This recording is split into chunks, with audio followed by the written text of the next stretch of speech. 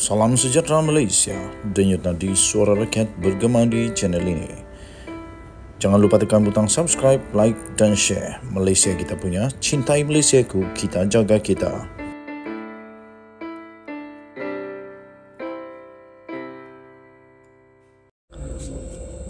Salam sejahtera Malaysia, denyut nadi suara rakyat bergema di channel ini. MP Langkawi nampaknya kesian juga. Pengganti kepada Atok Mahathir ini baru saja jadi ahli parlimen dah kena.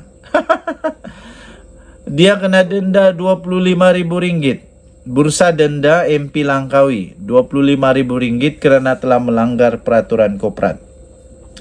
Bursa Malaysia pada hari ini telah mendenda ahli parlimen Langkawi iaitu Muhammad Suhaimi Abdullah dan juga bekas majikannya iaitu Silver Ridge Holdings Berhad kerana tidak mematuhi para peraturan korporat. Ini berhubung satu surat anugerah atau letter of LOA, letter of award kalau tak silap, letter of award Silver Ridge yang telah diterima daripada Telekom Malaysia pada 4 Mei 2021 tetapi gagal mengumumkannya dengan serta-merta.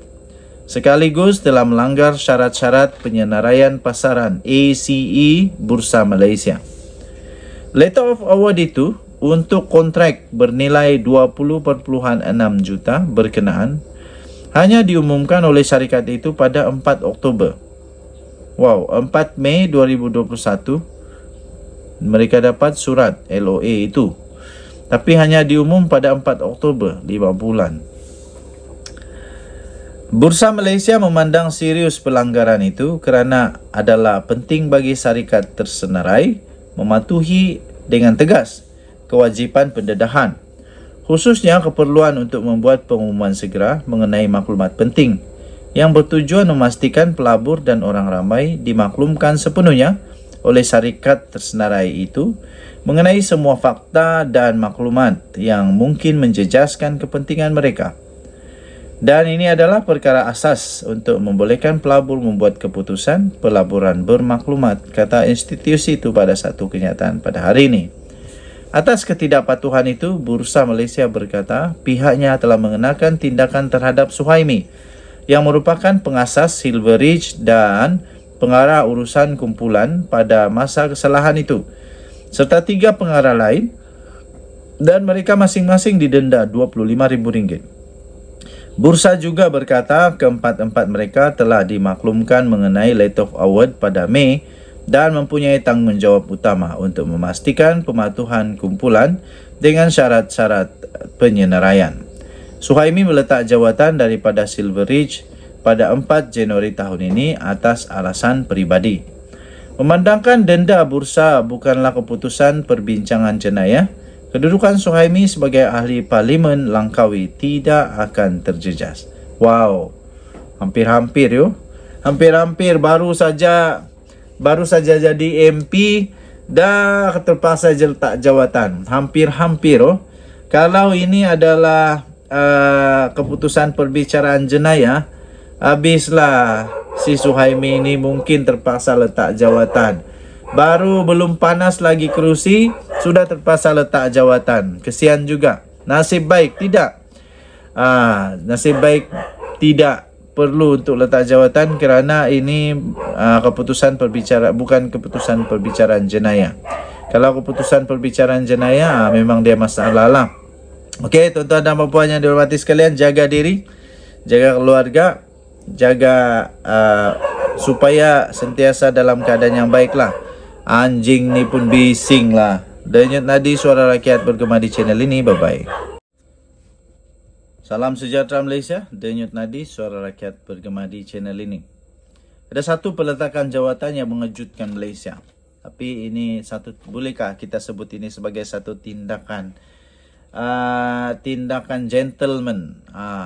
Kerana konflik kepentingan, seorang timbalan pengarah telah pun meletak jawatan. Beliau ialah Rasdan, iaitu jawatan timbalan pengarah urusan Gamuda, meletak jawatan kerana konflik kepentingan. Muhammad Rasdan Muhammad Yusuf telah meletak jawatan sebagai timbalan pengarah urusan untuk Gamuda Berhad untuk memberi tumpuan tugas sebagai pengerusi Suruhanjaya Tenaga atau EC.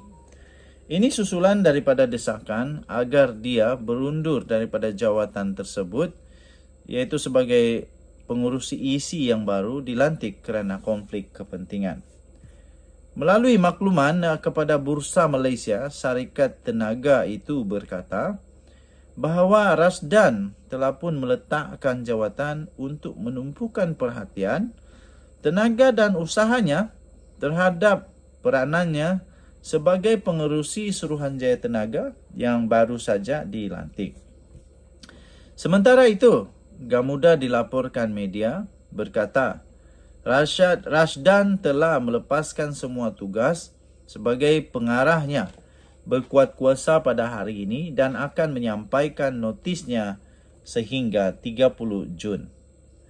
Kata kenyataan itu, kumpulan itu mengucapkan semoga berjaya kepada Rasdan untuk usaha masa depannya termasuk peranannya sebagai pengerusi Suruhanjaya Tenaga. Rasdan memberi jaminan kepada lembaga pengarah bahawa terdapat pematuhan penuh terhadap semua peruntukan konflik kepentingan seperti yang dinyatakan dalam Akta Suruhanjaya Tenaga, Akta 610 dan Takbir Urus yang baik dipatuhi dalam semua perbincangannya di Suruhanjaya Tenaga. Kata syarikat itu pada satu kenyataan. Rasdan telah berkhidmat sebagai timbalan pengarah urusan Gamuda sejak 1 Mei 2018 dan dilantik sebagai pengarah alternatif kepada Ketua Pegawai Eksekutif syarikat itu, Lin Yung Ling, pada 28 September tahun yang sama. Pada bulan yang lalu, Suruhanjaya Tenaga telah mengumumkan pelantikan Rasdan itu berkuat kuasa 15 Februari bagi menggantikan Azian Osman yang tamat perkhidmatannya pada 14 Februari. Bagaimanapun, pemain industri mendakwa keputusan itu tidak sesuai dan membangkitkan kebimbangan kaitan Rasdan dengan Gamuda.